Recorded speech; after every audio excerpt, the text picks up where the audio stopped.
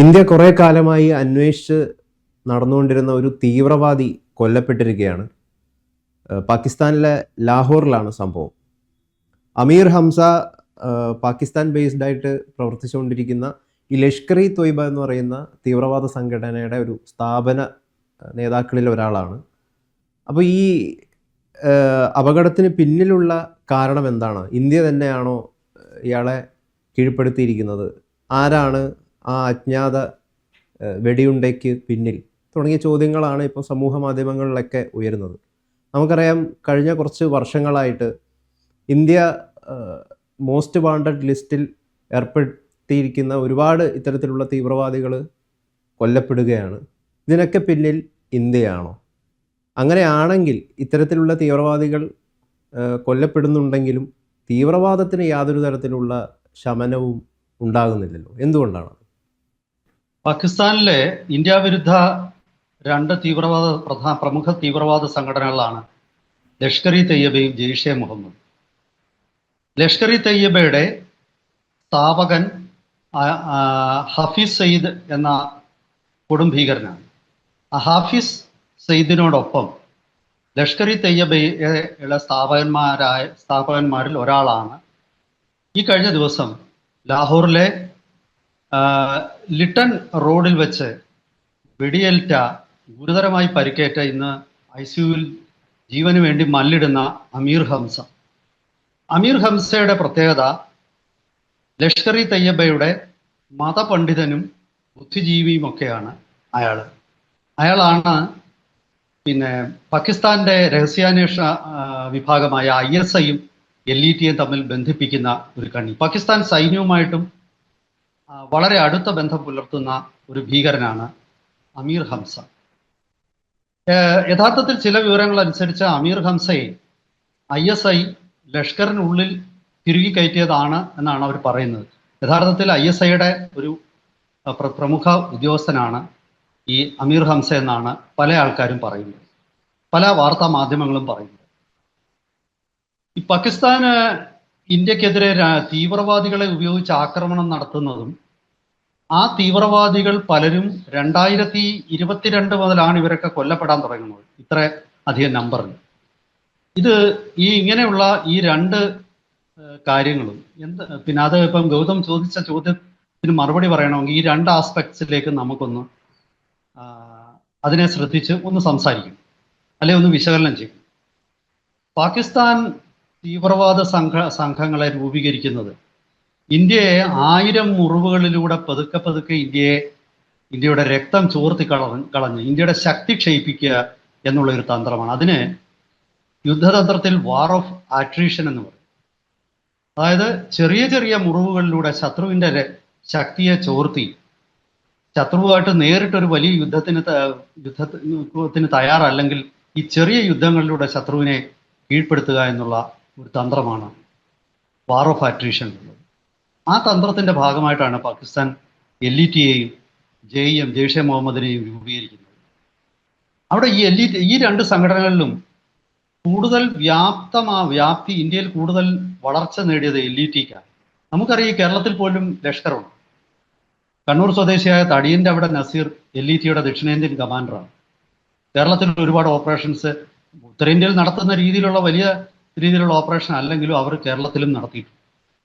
നായനാരെ തന്നെ കൊല്ലാനായിട്ട് ശ്രമിച്ചിട്ടുണ്ട്.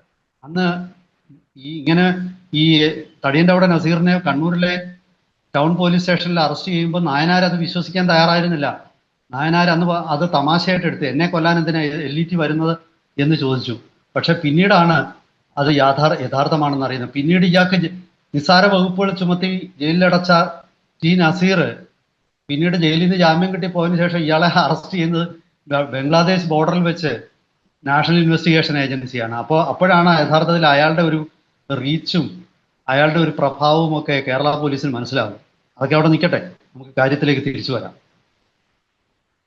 ഇത് ഇന്ത്യയെ പരോക്ഷമായിട്ട് ഉള്ള യുദ്ധത്തിലൂടെ, പ്രോക്സി വാറിലൂടെ ഇന്ത്യയെ തകർക്കാൻ പാകിസ്ഥാൻ ഉണ്ടാക്കിയതാണ് തീവ്രവാദ സംഘടനകളെന്ന് ഞാൻ പറഞ്ഞു. അപ്പൊ ഇവരെ ഈ പറയുന്ന ഇപ്പം ഗൗതമനോടൊരു ചോദ്യം ചോദിച്ചു, ഇതിലെ നേതാക്കന്മാരെ, നേതൃത്വ നിരയെ ഇല്ലാതാക്കിയതിലൂടെ എന്തെങ്കിലും മെച്ചമുണ്ടാകും? യുദ്ധം ആ, പിന്നെ ഇവർ അതുകൊണ്ട് തീവ്രവാദ പ്രവർത്തനങ്ങൾ ഇന്ത്യയിൽ കുറയുമോ എന്നുള്ളതിന് വളരെ കൃത്യവും വ്യക്തവുമായ മറുപടിയും ഉം. തീവ്രവാദ പ്രവർത്തനങ്ങൾ കുറഞ്ഞിട്ടുണ്ട്. പിന്നെ ഈ തന്ത്രത്തിന് പിന്നെ വാർ ഓഫ് അട്രീഷൻ പോലൊരു മറുതന്ത്രമാണ് ഇവിടെ ഇന്ത്യ പ്രയോഗിക്കുന്നത്. അതെന്തെന്നാൽ ഈ നേതൃത്വ നിര ആ, ഇവിടെ അവർക്ക് ഓരോരുത്തർക്കും ഓരോ റോളുകൾ ഉള്ളതാണ്. അങ്ങനെ നേതൃത്വ നിരയ്ക്ക് നേരെ ആക്രമണം നടത്താൻ തുടങ്ങുമ്പോൾ അവരുടെ പകുതി ശ്രദ്ധ, ഈ തീവ്രവാദ സംഘടന LTT ആകട്ടെ JEM ആകട്ടെ, അവരുടെ പകുതി റിസോഴ്സസ്, അവരുടെ പകുതി ശ്രദ്ധ അതൊക്കെ തന്നെ തീവ്രവാദ പ്രവർത്തനങ്ങളിൽ നിന്ന് മാറി സ്വന്തം നേതാക്കന്മാരെ രക്ഷിക്കാൻ വേണ്ടിയാകും.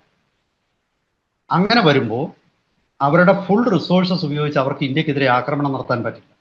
കാരണം അവരുടെ പ്രഥമവും പ്രധാനവുമായിട്ടുള്ള കർത്തവ്യം ഇന്ന് അവരുടെ നേതാക്കന്മാരെ രക്ഷിക്കുക എന്നുള്ളത് തന്നെയാണ്. നമുക്കറിയാം, ഈ കഴിഞ്ഞ ഓപ്പറേഷൻ സിന്ദൂറിൽ ജെയ്ഷെ മുഹമ്മദ് നേതാവായ മസൂദ് അസറിന്റെ അടുത്ത ബന്ധുക്കൾ മുഴുവനും കൊല്ലപ്പെട്ടു. അതിനുശേഷം മസൂദ് അസർ പുറത്തിറങ്ങാൻ പോലും തയ്യാറല്ല. പണ്ടൊക്കെ ഹഫീസ് സയ്യിദും മസൂദ് അസറും പിന്നെ പാകിസ്ഥാൻ അധിനിവേശ കാശ്മീരിൽ വന്ന് നിരന്തരം ഇന്ത്യക്കെതിരെ പ്രസംഗിക്കുകയും പൊതുവേദികളിൽ പ്രത്യക്ഷപ്പെടുകയും ഒക്കെ ചെയ്യുമായിരുന്നു. ഇതൊക്കെ അവർ നിർത്തി. അതായത് അവരുടെ ശ്രദ്ധ, അവരുടെ പിന്നെ റിസോഴ്സസ് ഇതൊക്കെ പൂർണ്ണമായിട്ട് ഇന്ത്യയിൽ പ്രതിസന്ധികൾ സൃഷ്ടിക്കാൻ ഉപയോഗിക്കാൻ അവർക്ക് കഴിയുന്നില്ല. അവർക്ക് സ്വന്തം നേതാക്കന്മാരെ രക്ഷിക്കണം. അവർക്ക് അവരുടെ ശ്രദ്ധ അതിനു വേണ്ടിയിട്ടാണ്. ഇനി തീവ്രവാദ പ്രവർത്തനം നിർത്തിയാൽ പോലും അവർക്ക് സമാധാനമായിട്ടിരിക്കാൻ പറ്റില്ല. അവർക്ക് നേതാവിനെ രക്ഷിക്കണം, നേതാവിൻ്റെ കുടുംബാംഗങ്ങളെ രക്ഷിക്കണം, മക്കളെ, മരുമക്കളെ, സുഹൃത്തുക്കളെ എല്ലാം രക്ഷിക്കണം. അപ്പോൾ അതോടുകൂടി അതായത് ഇന്ത്യക്ക് വലിയ ധനനഷ്ടം ഉണ്ടാകുമെന്നും ഇന്ത്യയിൽ വികസന പ്രവർത്തനങ്ങൾ തടസ്സപ്പെടുമെന്നും ഇന്ത്യക്ക് 1000 മുറിവുകളിലൂടെ ഇന്ത്യയുടെ ചോര അവർ ഊറ്റിക്കളയുമെന്നും ഒക്കെ പ്രഖ്യാപിച്ചിട്ടുള്ള ഈ തീവ്രവാദ സംഘടനകൾക്ക് ഇന്ന് സ്വന്തം നേതാക്കന്മാരെയും സ്വന്തം അണികളെയും രക്ഷിക്കാൻ വേണ്ടി നെട്ടോട്ടം ഓടേണ്ടി വരും. അതാണ് ഇതിൻ്റെ ഏറ്റവും വലിയ, ഈ നേതൃനിരക്ക് നേരെ നടത്തുന്ന ഈ ആക്രമണത്തിൻ്റെ ഏറ്റവും വലിയ മെച്ചം. അതൊന്നാമത്തെ കാര്യം. രണ്ടാമത്തെ കാര്യം, ഈ LTTയെ സംബന്ധിച്ചിടത്തോളം ഇപ്പോൾ അവരുടെ പ്രധാന പല നേതാക്കന്മാരും നഷ്ടപ്പെട്ടു. ഞാൻ പറഞ്ഞല്ലോ, അവർക്ക് ഈ അമീർ ഹംസയാണ് ശരിക്കും ISIയുമായിട്ടും അതുപോലെ പാകിസ്ഥാൻ സൈന്യവുമായിട്ടും ബന്ധപ്പെടാനുള്ള ഏറ്റവും അവരുടെ ഏറ്റവും വിശ്വസ്തനായ വ്യക്തി. അയാൾ കിടപ്പിലായി കഴിഞ്ഞാൽ, അയാൾ എഴുന്നേക്കാൻ പറ്റാതായി കഴിഞ്ഞാൽ സ്വാഭാവികമായിട്ടും പുതിയ ഒരാളെ കണ്ടുപിടിക്കേണ്ടി വരും. ഇവരൊക്കെ തന്നെ പിന്നെ സദാ സ്നേഹിക്കുന്ന ആൾക്കാരൊന്നുമല്ല. ഇവരൊക്കെ തമ്മിൽ ഒരുപാട് സംശയങ്ങളുണ്ട്. അങ്ങനെ സംശയങ്ങൾ വരുമ്പോൾ സ്വാഭാവികമായിട്ടും അമീർ ഹംസയെ പോലുള്ള ഒരു നേതാവിനെ കണ്ടെത്തുക എന്ന് പറയുന്നത് വളരെ ബുദ്ധിമുട്ടാണ്. അതോടുകൂടി കോർഡിനേഷൻ ഒരുപാട് നഷ്ടപ്പെടും. അതാണ് മറ്റൊരു ഗുണം. പിന്നെ മൂന്നാമത്തെ കാര്യം എന്ന് പറയുന്നത്, ഇവരുടെ ഉള്ളിൽ തന്നെ ഇപ്പോൾ മ്യൂച്വൽ ഡിസ്ട്രസ്റ്റ്, പരസ്പരം തുടങ്ങി. കാരണം അമീർ ഹംസയ്ക്ക് നേരെ ആക്രമണം നടക്കണമെങ്കിൽ അമീർ ഹംസയുടെ മൂവ്മെന്റ്സ്, അദ്ദേഹത്തിന്റെ യാത്രകൾ, അദ്ദേഹത്തിന്റെ കൂടെ ആരൊക്കെ ഉണ്ടാകുമെന്നുള്ളത്, അദ്ദേഹത്തിന്റെ സെക്യൂരിറ്റിയിൽ എപ്പോഴാണ് വീഴ്ച ഉണ്ടാകുന്നത്, ഇതൊക്കെ കൃത്യമായിട്ട് ആരോ ചോർത്തി കൊടുത്തിട്ടുണ്ടാകും. നമുക്കറിയാം, കേരളത്തിലെ RSS CPM സംഘർഷം നടന്നിരുന്ന കാലഘട്ടത്തിൽ പലപ്പോഴും ഈ രണ്ട് പാർട്ടികളുടെയും നേതാക്കന്മാരുടെ മൂവ്മെന്റ്സ്, അവരുടെ യാത്രകളുടെ വിവരം എതിരാളിക്ക് ചോർത്തി കൊടുത്ത് എതിരാളിക്ക് അവരെ ആക്രമിക്കാൻ സാഹചര്യം ഒരുക്കി കൊടുക്കുന്ന സ്വന്തം പാർട്ടിയിലെ പിന്നെ റിബലുകളായിരിക്കും. അതുപോലെ തന്നെ ഇവിടെയും സംഭവിച്ചു. അപ്പോൾ അവർ പരസ്പരം ഇപ്പോൾ അവിശ്വസിക്കുക. അങ്ങനെ വന്നു കഴിഞ്ഞാൽ പരസ്പരം വിച്ചുകണ്ടി, പരസ്പരം ആക്രമിക്കാനുള്ള ഒരു പ്രവണത, അല്ലെങ്കിൽ പരസ്പരം വിശ്വസിക്കാതിരിക്കാനുള്ള ഒരു പ്രവണത അവരുടെ ഇടയിലേക്ക് വന്നു. ഇവിടെ നമ്മൾ ശ്രദ്ധിക്കേണ്ട ഒരു കാര്യം, ലഷ്കർ-ഇ-തയ്യബ വെറും ഒരു തീവ്രവാദ സംഘടന മാത്രമാണ്. ആ തീവ്രവാദ സംഘടന അവർക്ക് മതപരമായിട്ടുള്ള ഒരുപാട് പിന്നെ പഠന കേന്ദ്രങ്ങളും മതപരമായിട്ട് ആൾക്കാരെ പ്രചോദിതരാക്കുന്ന പാഠശാലകളും അത്തരം നിരവധി പുസ്തകങ്ങളുടെ പ്രസിദ്ധീകരണം തുടങ്ങി ഒരുപാട് സംഭവങ്ങൾ അവരുടെ കയ്യിലുണ്ട്. ഇതൊക്കെ തന്നെ ഈ അമീർ ഹംസയായിരുന്നു ഇതിൻ്റെയൊക്കെ ചുമതല ഉണ്ടായിരുന്നു. ഇപ്പോൾ ഒരു ഉദാഹരണം, അവർ ദാവത്ത് എന്ന് പറയുന്ന അതായത് ഒരു പ്രാർത്ഥന അല്ലെങ്കിൽ പിന്നെ മതപഠനം, ഈ ഒരു സംഭവം കഫീല ദാവത്ത് എന്ന് പറയുന്ന ഒരു വിഭാഗം അവർക്കുണ്ട്. ഇതിലൂടെ അവർ ചാരിറ്റി ചെയ്യുന്നു.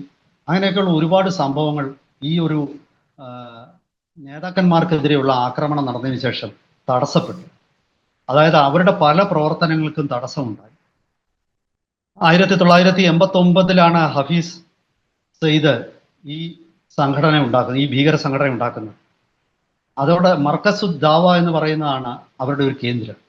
അങ്ങനെ ആ ഒരു സംഘടന ഉണ്ടാക്കുമ്പോൾ സ്വാഭാവികമായിട്ടും അങ്ങ് അവർ മതവും ഭീകരതയും ഒരുപോലെ കൂട്ടിക്കുഴച്ച് രണ്ടും ഒരുമിച്ച് കൊണ്ടുപോയിരുന്ന ഒരു കാലഘട്ടമുണ്ട്. ഇപ്പോഴും അതുതന്നെയാണ് അവർ ഉദ്ദേശിക്കുന്നത്. പക്ഷേ നേതാക്കന്മാർ ഓരോരുത്തരായിട്ട് വെടിയേറ്റ് വീഴുമ്പോൾ അവർക്ക് വലിയ ബുദ്ധിമുട്ടുണ്ടാകും. 2022 2023 ഇന്ത്യ ആണോ ഇത് ചെയ്യുന്നതെന്ന് നമുക്കറിഞ്ഞുകൂടാ. പല ഭീകരരും കൊല്ലപ്പെട്ടു തുടങ്ങിയത്. ആദ്യം ഖാലിസ്ഥാനി നേതാവായിരുന്ന പരംജീത് സിംഗ് പഞ്ച്വാർ ആണ് കൊല്ലപ്പെടുന്നത്. അതിനുശേഷമാണ് ഷഹീദ് ലത്തീഫ് എന്ന LET നേതാവ്, അയാൾ പഥാൻകോട്ട് എയർബേസ് അറ്റാക്കിൽ, ഇന്ത്യയുടെ പഥാൻകോട്ട് എയർഫോഴ്സിന്റെ ബേസ് അറ്റാക്ക് ചെയ്തതിൽ ആക്രമണത്തിൽ മുഖ്യ പങ്ക് വഹിച്ച ആളാണ്. അതിനുശേഷം അദ്നാൻ അഹമ്മദ്, ഹഫീസ് സയ്യിദിന്റെ വലങ്കയായിരുന്ന അദ്നാൻ അഹമ്മദ് കൊല്ലപ്പെട്ടിരുന്നു. ഇതൊക്കെ തന്നെ LETയെ സംബന്ധിച്ചിടത്തോളം വലിയ തിരിച്ചടികളാണ്. എന്തായാലും ശരി, വരും ദിവസങ്ങളിൽ LETയെ സംബന്ധിച്ചിടത്തോളം അവർക്ക് ഈ നഷ്ടപ്പെട്ടു പോയ നേതൃത്വ നിര അവരെ സംബന്ധിച്ചിടത്തോളം വലിയൊരു തിരിച്ചടിയാവും. അവരുടെ പ്രവർത്തനങ്ങൾ ഇപ്പോൾ പഴയതുപോലൊന്നും ഇന്ത്യയിൽ നടക്കുന്നില്ല. വരും ദിവസങ്ങളിൽ ഉള്ള ബാക്കി അവശേഷിക്കുന്ന നേതാക്കന്മാരെ സംരക്ഷിക്കുന്നതിലായിരിക്കും അവരുടെ ശ്രദ്ധ. എന്തായാലും അമീർ ഹംസയുടെ മരണം പാകിസ്ഥാനിലെ LETക്ക് മാത്രമല്ല, പാകിസ്ഥാനിലെ മുഴുവൻ ഭീകര പ്രസ്ഥാനങ്ങൾക്കും ഏറ്റ ഒരു കനത്ത അടിയാണെന്നുള്ളതിൽ ഒരു സംശയവുമില്ല. ഇയാള് ജീവിച്ചിരിപ്പുണ്ടെന്നും ഇയാൾ ICUവിൽ മരണത്തോട് മല്ലടിക്കുകയാണെന്ന് ചിലർ പറയുന്നു. ചില റിപ്പോർട്ടുകൾ പറയുന്നത് ഇയാൾ കൊല്ലപ്പെട്ടു എന്ന് തന്നെയാണ്. ഒരുപക്ഷെ കൊല്ലപ്പെട്ടാലും പെട്ടെന്ന് ആ വിവരം പുറത്തുവിടാൻ സാധ്യതയില്ല. കാരണം LET അണികളുടെ മനോവീര്യം തകരാതിരിക്കാൻ വേണ്ടി കുറെ നാളെങ്കിലും ഇയാൾ ജീവിച്ചിരിപ്പുണ്ടെന്നുള്ള ഒരു വ്യാജ വാർത്ത പാകിസ്ഥാൻ പുറത്തുവിടും. എന്തായാലും കൂടുതൽ അപ്ഡേറ്റ്സുമായിട്ട് വരും ദിവസങ്ങളിൽ നമുക്ക് വീണ്ടും പ്രേക്ഷകരെ സമീപിക്കാം.